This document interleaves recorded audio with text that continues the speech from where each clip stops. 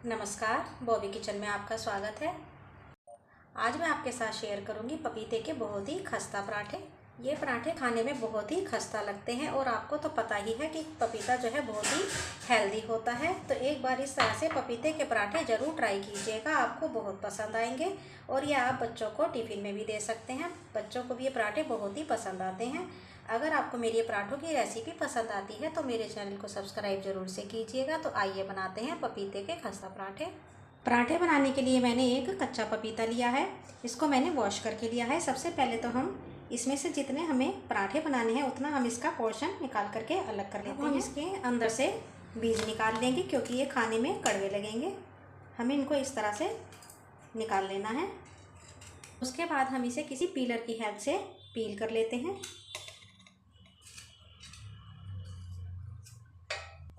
पपीते को मैंने पील कर लिया है। अब इसे हम ग्रेटर की बड़े वाली साइड की हेल्प से ग्रेट कर लेते हैं। इसको हमें छोटी साइड से ग्रेट नहीं करना है। इसी तरह से हम सारे पपीते को ग्रेट कर लेंगे। पपीते को मैंने सारा कद्दूकस कर लिया है। आइए अब हम गैस की तरफ चलते हैं। गैस की फ्लेम को ऑन करके एक पैन को रख करके उसके अंदर हमें ये आधा चम्मच ऑयल ले लेना है। ऑयल के गर्म हो जाने पर आधा चम्मच जीरा डालेंगे, आधा इंच अदरक का टुकड़ा बारीक चॉप करके डाल देंगे और ये 2 हरी मिर्च बारीक चॉप करके डाल देंगे। इनको हमें 10 से 20 सेकंड के लिए सौटे कर लेना है। अब इसके अंदर हम ये एक मीडियम साइज का प्याज बारीक चॉप करा था उसको भी डाल देते हैं। प्याज को हमें ज़्यादा नहीं पकाना है, बस इसका ये सॉफ्ट हो जाए, बस हमें इसको इतना ही पकाना है। प्याज हमारा सॉफ्ट हो चुका है और प्याज का कलर थोड़ा सा पिंक भी हो गया है। तो अब इसके अंदर हम ये 2 बड़े चम्मच बेसन डालेंगे। बेसन को हमें प्याज के साथ खूब अच्छे से मिक्स कर लेना है और इसको हमें जब तक भूनना है जब तक कि बेसन का कच्चापन दूर ना हो जाए और इसमें से अच्छी सी खुशबू ना आने लगे। बेसन को बिल्कुल भी कच्चा नहीं छोड़ना है। गैस की फ्लेम को हमें स्लो ही रखना है। अब इसके अंदर हम कुछ मसाले मिला लेते हैं। ये 1/4 चम्मच हल्दी पाउडर डालेंगे। इसके अंदर हमें ज़्यादा मसाले नहीं मिलाने हैं। 1/4 चम्मच लाल मिर्च पाउडर डालेंगे। अब इसके अंदर हम ये स्वादानुसार नमक डाल देते हैं और इसके अंदर ये हम 1/4 चम्मच गरम मसाला मिला देंगे। सारे मसाले खूब अच्छी तरह से मिक्स हो चुके हैं और बेसन में से भी बहुत ही अच्छी खुशबू आ रही है। बेसन हमारा अच्छी तरह से पक चुका है। तो अब इसके अंदर हम ये जो हमने पपीता कद्दूकस किया था उसको भी डाल देते हैं।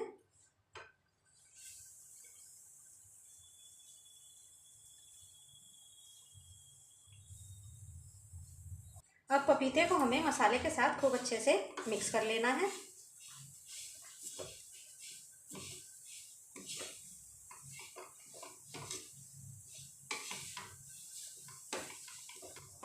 पपीते को मैंने मसाले के साथ खूब अच्छे से मिक्स कर लिया है। अब इसे हम मसाले के साथ 1 मिनट तक इसी तरह से भून लेते हैं। अगर आप इस तरह से पराठे बनाएंगे तो आपके पराठे बहुत ही खस्ता और बहुत ही आराम से बनके तैयार होंगे। आपको बनाने में कुछ भी दिक्कत नहीं आने वाली है। अगर आपको मेरी ये रेसिपी पसंद आए तो मेरे चैनल को सब्सक्राइब जरूर से कीजिएगा। पपीता मैंने 1 मिनट तक अच्छी तरह से भून लिया है। तो हमारी चटपटी सी स्टफिंग बनके तैयार है। अब हम गैस की फ्लेम को ऑफ करेंगे और इसको हम ठंडा होने के लिए रख देते हैं। इतने हम डो तैयार कर लेते हैं। ये मैंने बर्तन के अंदर गेहूं का आटा लिया है। अब इसके अंदर हम ये स्वादानुसार नमक डाल देंगे। ध्यान रहे हमने स्टफिंग में भी नमक डाला था।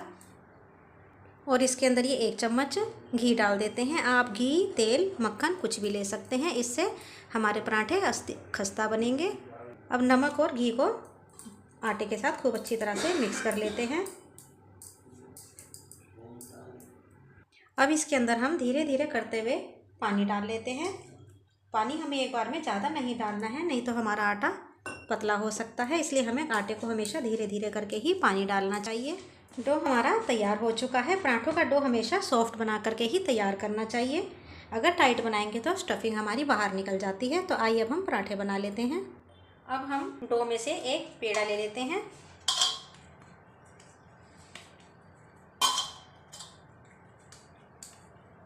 इस तरह से हम इसका एक लोई बना लेंगे और इसको हम सूखा आटा डस्ट करके बेल लेते हैं। इस लोई को हम बेल लेंगे।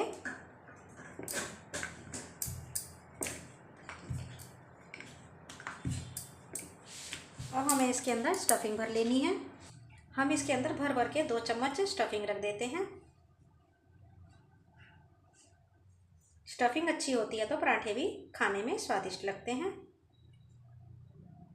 अब हमें इसको साइडों से उठाते हुए इसको बीच में प्रेस करते हुए इसको हमें बंद कर देना है।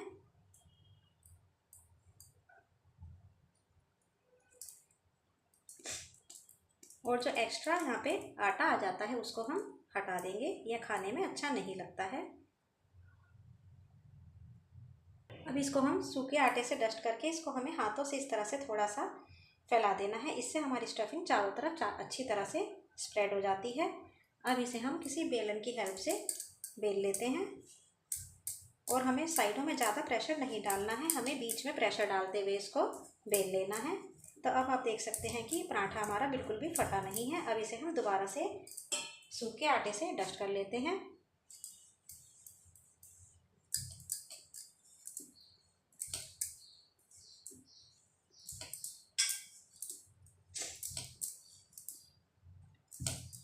ये लीजिए हमारा पराठा तैयार है। आइए अब हम गैस की तरफ चलेंगे। ये मैंने एक तवा गरम कर लिया है, उसके ऊपर हम ये पराठा डाल देते हैं। पराठा हमारा ऊपर से ड्राई हो चुका है तो अब इसे हम पलट देंगे। गैस की फ्लेम को हमें मीडियम ही रखना है। अब इसके ऊपर हम इस साइड ऑयल लगा लेते हैं। आप घी, ऑयल, बटर कुछ भी लगा सकते हैं।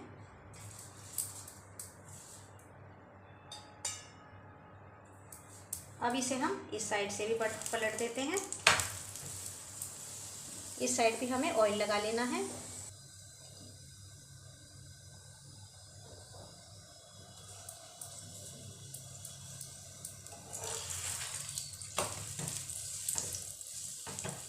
देखिए पराठे पे कितना अच्छा कलर आने लगा है। हमें इसको हर तरफ से इस तरह से प्रेस करते हुए सेक लेना है, जिससे कि ये चारों तरफ से खूब अच्छा सा सेक करके तैयार हो और बहुत ही क्रिस्पी बने।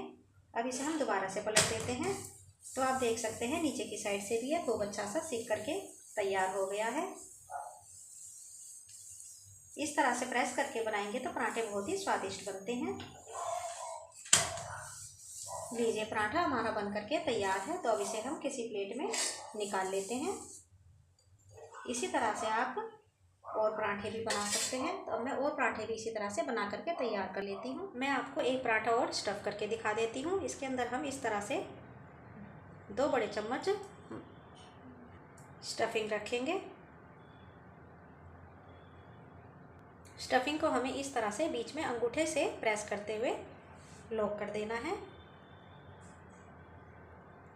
और ऊपर का हमें एक्स्ट्रा बचा हुआ आटा हटा देना है।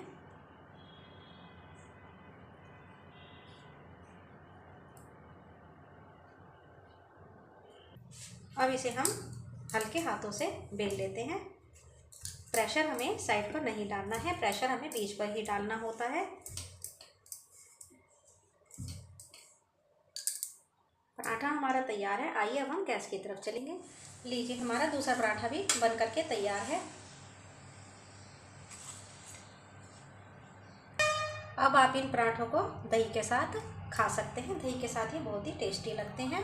अगर आपको मेरी ये रेसिपी पसंद आती है तो मेरे चैनल को सब्सक्राइब जरूर से कीजिएगा और एक बेल आइकन आता है उसे प्रेस करेंगे तो आपको मेरी आने वाली वीडियोस का नोटिफिकेशंस भी मिलता रहेगा।